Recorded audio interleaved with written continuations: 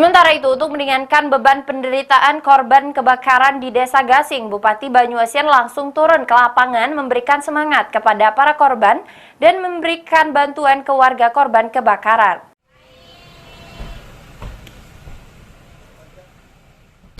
Meringankan beban penderitaan korban kebakaran Desa Gasing, Bupati Banyuasin langsung turun memberikan semangat kepada para korban dan memberikan bantuan berupa sembako dan uang tunai.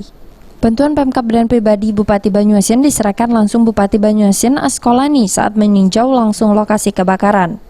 Askolani sempat bertemu 7 kepala keluarga korban kebakaran dan memberikan semangat agar tetap kuat dan menghadapi musibah. Selain memberikan bantuan, Bupati juga meminta dinas terkait khususnya Dukcapil dan Diknas untuk membantu perbaikan data dokumen mereka yang terbakar. Makan sore, makan malam, dan juga memastikan tempat tinggal mereka juga di mana.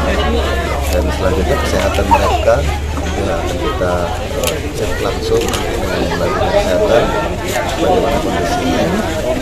Dan yang paling penting hari ini kita akan membawa bantuan darurat untuk mereka berkaitan dengan kebutuhan yang mereka perlukan.